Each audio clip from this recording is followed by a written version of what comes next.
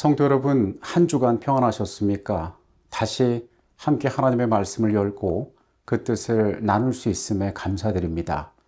오늘도 성령께서 우리의 안내자가 되어 주시기를 간절히 바라겠습니다. 예수께서 세상에 계실 때 제자들에게 보혜사 성령을 약속하셨습니다. 보혜사는 곁에 있도록 부르심을 입은 자인데 초림하신 예수께서 지금까지 그들의 곁에 계셨고 이제 십자가의 사역을 마치시고 예수께서 떠나시면 또 다른 보혜사가 그들에게 보내어질 것이었습니다. 예수께서는 이 또 다른 보혜사를 약속하셨던 것입니다. 삼위의 한 분이신 성령께서는 예수의 사역과 동일한 사역을 감당하실 것이었습니다. 이 땅에 남겨진 예수의 백성들은 성령을 통하여 말씀을 깨닫게 되고 예수의 말씀을 기억하고 그래서 세상에서 그리스도를 대리하는 자들이 될 것이었습니다. 예수께서는 그분이 떠나신 후에 그들에게 어떻게 성령이 주어질 것인지 그리고 그 성령께서 너희 가운데 어떤 일을 하실지에 대하여 약속하셨던 것입니다. 십자가의 모든 사역을 마치신 예수께서는 부활하신 후 하늘로 올리우시기 전에 제자들에게 다시 한번 이 약속을 반복합니다. 더하여 그분께서는 성령이 너희에게 임하시면 세상 끝까지 복음을 전할 권능을 너희에게 주실 것이라고 말씀하셨습니다.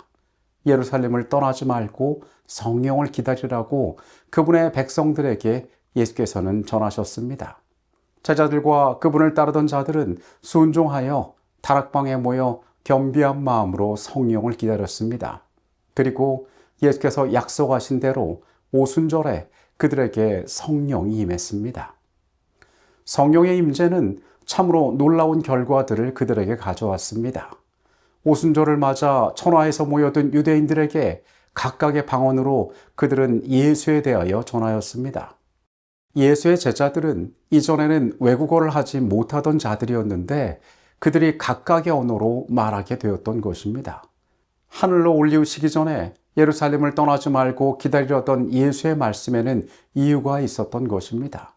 그들에게 가장 필요한 사역을 위하여 가장 필요한 성령의 은사가 그날에 허락되었던 것입니다. 사도행전 2장에 나오는 베드로의 설교는 어떻게 성령께서 한 사람의 삶을 변화시키는지를 우리에게 잘 보여줍니다.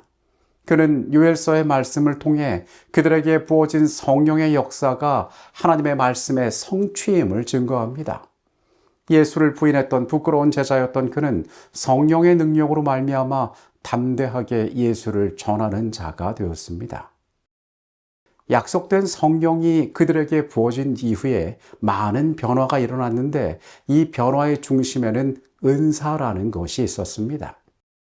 이 은사는 성령 이전에 그들이 가지지 못했던 것을 성령으로 말미암아 소유하게 된 것이었습니다.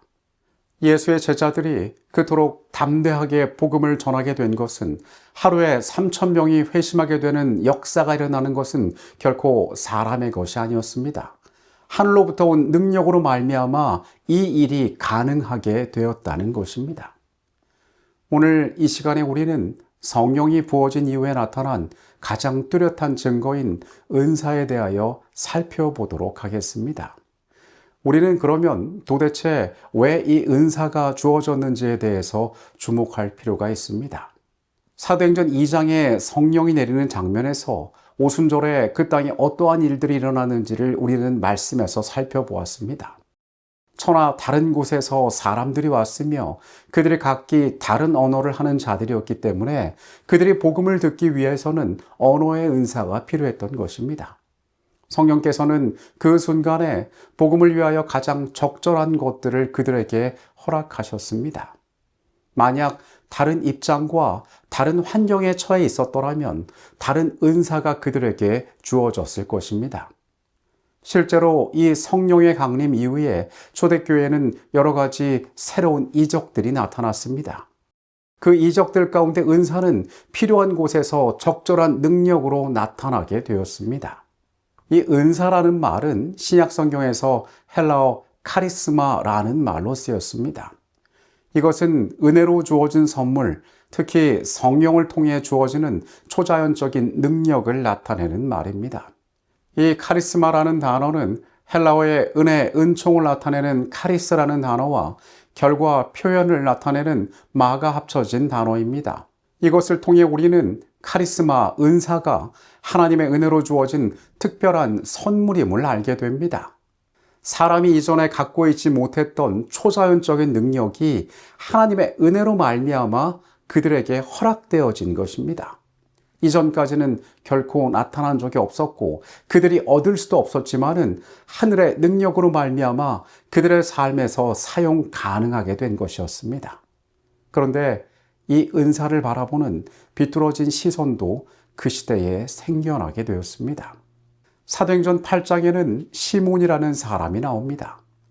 그 성에 시몬이라는 사람이 전부터 있어 마술을 행하여 사마리아 백성을 놀라게 하며 자칭 큰 자라 하니 낮은 사람부터 높은 사람까지 다 따르며 이르되 이 사람은 크다 일컫는 하나님의 능력이라 하더라. 믿는 무리가 흩어지고 빌립은 사마리아 성으로 가서 복음을 전하게 됩니다. 그 가운데 시몬이란 자가 있었는데 이 사람은 마술사였다고 성경은 기록합니다. 자신이 가지고 있는 얼마간의 재주로 사람들을 현혹시켜서 그들의 주목을 받는 사람이었는데 이 사람도 빌립을 만나 침례를 받게 됩니다. 그가 빌립을 따라다니는 과정 가운데 성령으로 인하여 나타나는 표적과 능력을 보고 그는 놀라게 됩니다. 빌립을 통하여 사마리아 성에 복음이 닿았다는 소식을 듣고 베드로와 요한이 그곳에 오게 됩니다. 그리고 성경은 이 제자들이 기도할 때에 사마리아에도 성령이 임했다라고 이야기하게 됩니다. 마술사였던 시몬에게 이 광경은 참으로 놀라운 것이었습니다. 그리고 그는 이런 행동을 하게 됩니다. 시몬이 사도들의 안수로 성령 받는 것을 보고 돈을 들여 이르되 이 권능을 내게도 주어 누구든지 내가 안수하는 사람은 성령을 받게 하여 주소서 하니 베드로가 이르되 내가 하나님의 선물을 돈 주고 살 줄로 생각하였으니 내 은과 내가 함께 망할지어다. 하나님 앞에서 내 마음이 바르지 못하니 이 도에는 내가 관계도 없고 분깃될 것도 없느니라.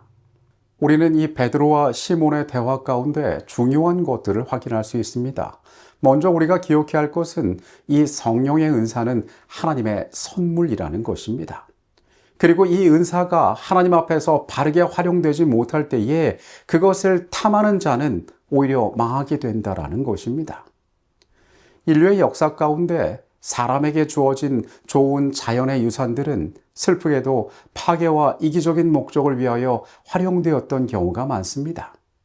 하나님께서 사람 가운데 베풀어 주신 이 성령의 은사는 하나님께서 선한 목적을 위하여 준비하신 것이었지만 그 이적만을 바라보는 자들은 그것에 대하여 오해하는 경우들이 많았습니다. 이 시몬은 이 능력을 가지고 자신이 돈을 벌기를 원하였던 것 같습니다. 그는 빌립을 통하여 침례를 받은 자였고 복음을 일정 정도 마음에 받아들인 자였지만은 그 마음속에 자리 잡고 있던 이기적인 욕망은 결코 사라지지 않은 상태였습니다. 그는 돈을 들여서 이 투자를 통해서 더 많은 결과들을 얻을 수 있으리라고 생각했습니다. 성령의 임재의 역사가 그가 알고 있던 얼마 안 되는 마법의 재주의 더 나은 버전이라고 착각을 했던 것입니다.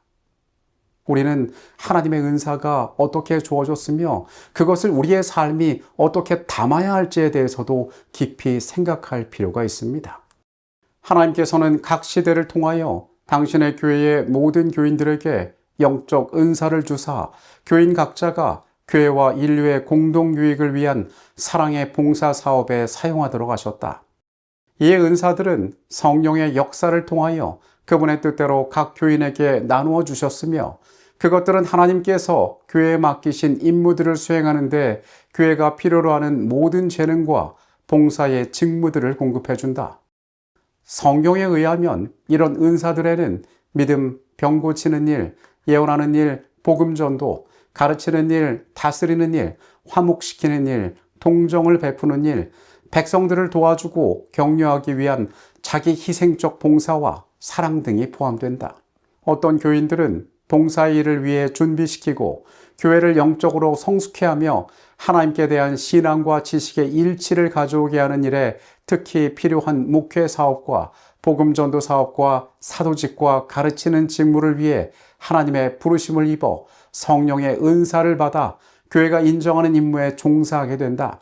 교인들이 하나님의 여러 가지 은혜를 맡은 성실한 청지기로서 이러한 영적 은사들을 사용할 때 교회는 거짓 교리의 파괴적인 감화로부터 보호를 받고 하나님의 육성하에 성장하게 되고 믿음과 사랑 안에 굳게 서게 된다. 성령의 은사는 결코 인간의 노력으로 얻어지는 것이 아닙니다. 이 성령의 은사의 목적은 교회를 세우고 복음을 전하고 성도들의 영적 성숙을 위한 것입니다. 은사는 참으로 다양합니다. 교회 안에는 여러 은사가 존재합니다. 각각의 받은 은사를 통하여 하나님의 일을 섬기게 되는 것입니다. 이 모든 은사는 교회의 유익과 연합을 위한 것이지 절대로 이기적인 목적을 위한 것이 아님을 이야기하고 있습니다. 은사는 우리가 앞서 하늘로부터 받은 성령의 선물이라고 이야기했습니다. 내가 스스로 노력해서 만들고 얻어낸 것이 아니기 때문에 결코 그것이 우리에게서 자랑거리가 되어서는 안 됩니다. 하나님의 봉사 일을 감당하기 위하여 나의 삶 가운데 우리가 받은 선물이기 때문입니다. 그것이 내 것인 것처럼 내가 만들어낸 능력인 것처럼 착각할 때에 우리에게서 문제는 시작됩니다. 이것은 은사를 잘못 사용하는 것이기 때문에 결코 하나님께 영광이 될 수가 없습니다. 은사는 여러 가지나 성령은 같고 직분은 여러 가지나 주는 같으며 또 사역은 여러 가지나 모든 것을 모든 사람 가운데서 이루시는 하나님은 같으니 각 사람에게 성령을 나타내심은 유익하게 하려 하심이라. 바울의 선언처럼 고린도 교회는 예수 안에 거룩하여진 백성들이었고 그들 역시 은사를 받은 자들이었습니다. 그런데 이 은사의 문제로 말미암아 그들 가운데 시험거리가 있었던 것 같습니다. 이 교회가 은사로 말미암아 겪은 문제 역시 이것을 성령께서 주셨다는 것을 잊어버릴 때 생겨나는 것이었습니다. 8절부터 있는 말씀입니다. 어떤 사람에게는 성령으로 말미암아 지혜의 말씀을, 어떤 사람에게는 같은 성령을 따라 지식의 말씀을, 다른 사람에게는 같은 성령으로 믿음을, 어떤 사람에게는 한 성령으로 병 고치는 은사를, 어떤 사람에게는 능력 행함을, 어떤 사람에게는 예언함을, 어떤 사람에게는 영들 분별함을, 다른 사람에게는 각종 방언 말함을, 어떤 사람에게는 방언들 통역함을 주시나니 이 모든 일은 같은 한 성령이 행하사 그의 뜻대로 각 사람에게 나누어 주시는 것이니라. 우리는 하나님의 백성이지만 여전히 죄의 세상 가운데 살고 있는 사람들입니다. 우리가 속한 세상의 법과 질서 그리고 여러 문화의 영향을 받고 살아가고 있습니다. 번영하던 항구 도시 고린도에 살고 있던 사람들처럼 세상의 모습에 익숙해진 사람들이 바로 우리들입니다. 우리는 물질이 가치를 결정하는 세계에 살고 있습니다. 우리의 주변에 있는 대부분의 것들은 돈으로 그 가치를 환산하고 대체할 수 있습니다. 사람들은 성공을 위해 부를 쫓고 부를 얻게 되면 명예를 쫓게 되어 있습니다. 그렇게 얻어진 명예는 사람들의 동경의 대상이 되고 많은 사람들 역시 그와 같이 되기 위하여 애쓰며 살아가는 세상입니다. 예수의 제자들이 살던 세계 역시 그런 세계였습니다. 남들보다 더 나은 존재가 되기 위하여 경쟁하고 그 열매를 얻었을 때 기뻐하는 삶, 그것이 이 세상에 속한 삶이었습니다.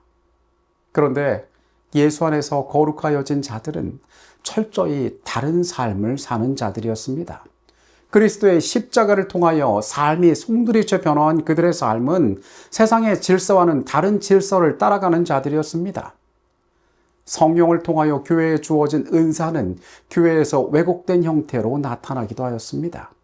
이 은사가 저 은사보다 더 가치 있는 것이고 이 은사를 받은 자들이 저 자들보다 더 높은 위치를 차지한다라고 주장하고 서로 다투었던 것입니다. 이 모든 것은 마치 이 은사가 내 스스로의 노력으로 얻어진 것처럼 주장하는 잘못된 마음으로부터 시작된 것이었습니다. 우리가 몸에 덜 귀히 여기는 그것들을 더욱 귀한 것들로 입혀주며 우리 아름답지 못한 지체는 더욱 아름다운 것을 얻느니라. 그런즉 우리의 아름다운 지체는 그럴 필요가 없느니라. 오직 하나님이 몸을 고르게 하여 부족한 지체에 귀중함을 더하사 몸 가운데서 분쟁이 없고 오직 여러 지체가 서로 같이 돌보게 하셨느니라. 만일 한 지체가 고통을 받으면 모든 지체가 함께 고통을 받고 한 지체가 영광을 받으면 모든 지체가 함께 즐거워하느니라. 성경은 우리는 그리스도 안에서 한 지체임을 이야기하고 있습니다. 우리가 영적으로 기억해야 할 매우 중요한 사실입니다. 삼위의 하나님께서는 각각 다른 위격을 가지시지만 조화롭게 하나의 목적을 향하여 일하고 계십니다. 그것처럼 우리 역시 하나님 안에서 연합하는 존재들이 되어야 한다고 이야기하고 있습니다.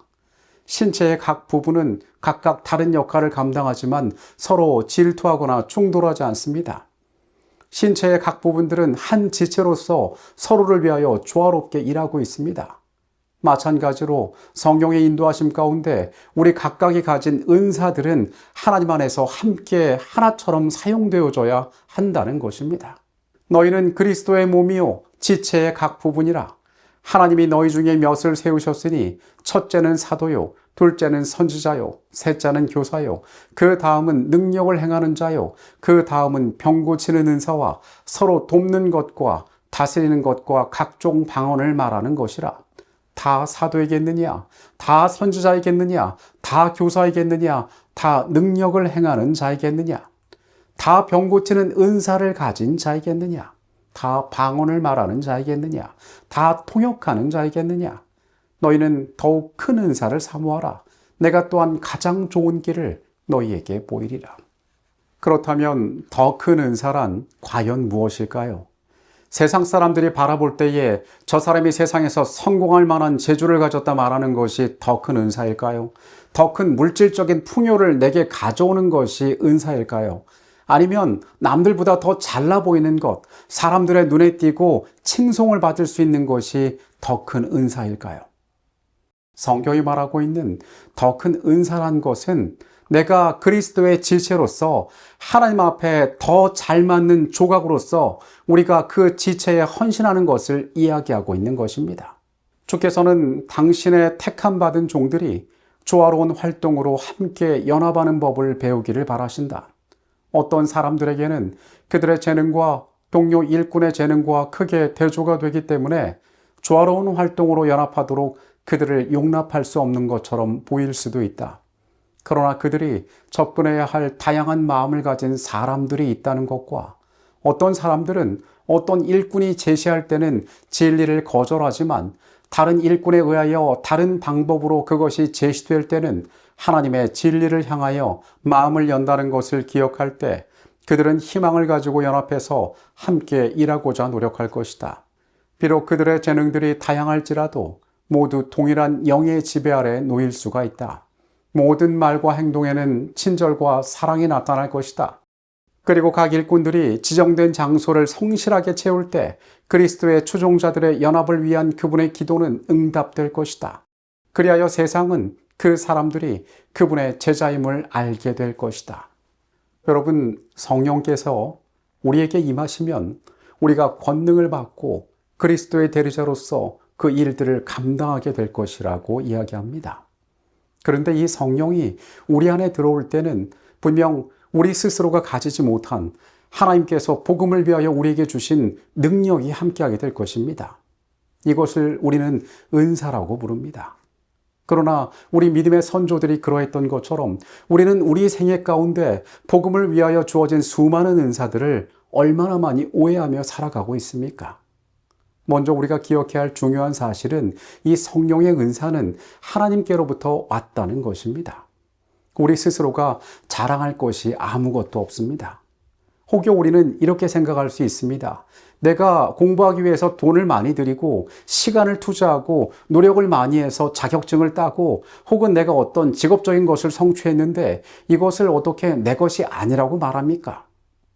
여러분, 하나님의 말씀은 우리를 향하여 말하기를 우리의 삶의 모든 것이 주께로 왔다라고 이야기하고 있습니다.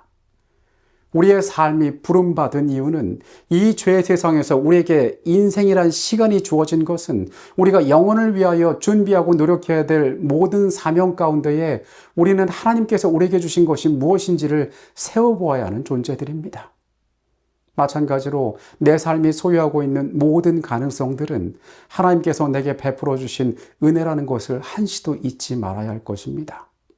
우리가 이러한 생각을 가질 때에 우리는 하나님 앞에 겸손할 수 있으며 세상 앞에서 겸손한 자가 될 수 있을 것입니다. 이것이 하나님께서 그의 삶에 함께하는, 성령께서 그의 삶을 지배하는 증거들이 될 것입니다. 또한 우리가 기억할 것은 은사는 사역을 위하여 주어졌다는 것입니다. 시몬은 이기적인 목적을 위하여 성령을 이용하기를 원했습니다. 그는 많은 돈을 벌고 싶었던 것 같습니다. 그가 가진 재주를 통하여서 자신의 욕심을 채우기를, 이기적인 만족을 얻기를 원했던 것입니다. 사실 이 땅에서 사람들이 자기 만족을 위하여 살아가는 것은 너무도 당연한 일입니다. 그리고 우리의 삶을 위하여 최소한의 것들을 우리는 얻을 필요들 또한 있습니다. 그러나 하나님의 백성들은 이 땅을 살아가는 목적이 다른 자들임을 우리는 기억할 필요가 있습니다. 하나님께서 내 삶에 허락하신 은사들은 사역을 위하여 주어졌다는 사실을 우리는 한시도 잊어서는 안 될 것입니다. 우리는 하나님의 복음을 위하여 부름받은 자들입니다.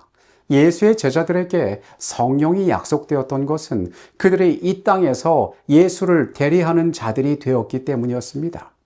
그들이 직업적으로 성공한, 물질적으로 부를 얻어서 예수가 그들에게 복을 주었다는 말을 듣기 위하여 그들에게 성령이 임한 것이 아니었습니다. 오늘 내 삶에 주어진 하나님의 축복들을 과연 나는 어떤 목적을 위하여 사용하고 있는지 우리는 우리의 삶을 돌아보아야 합니다. 하나님의 교회를 위하여, 복음의 사업을 위하여, 주님께서 이 땅에 속히 오실 그 목적을 위하여 우리의 은사들은 주어졌음을 우리는 명심해야 할 것입니다. 마지막으로 우리가 기억해야 할 사실은 은사에는 우열이 없고 하나님 안에서 우리는 연합하는 자들이 되어야 한다는 것입니다. 이 세상에는 분명히 사람들이 선호하는 직업이 있고 사람들이 원하는 신분들이 있습니다. 그것이 세상에서는 당연한 것일지 모릅니다. 그러나 그리스도 안에서 하나님께서 세우신 교회 안에서는 결코 이러한 생각들이 자리 잡아서는 안 될 것입니다. 사역을 하는 데 있어서 우열이 존재하지 않습니다. 각자의 가진 형편과 은사에 따라서 우리는 연합하여 한 지체로서 일하는 것입니다. 그 안에는 자기 자랑이 있을 수가 없습니다. 누군가를 멸시하는 마음이 있을 수 없습니다.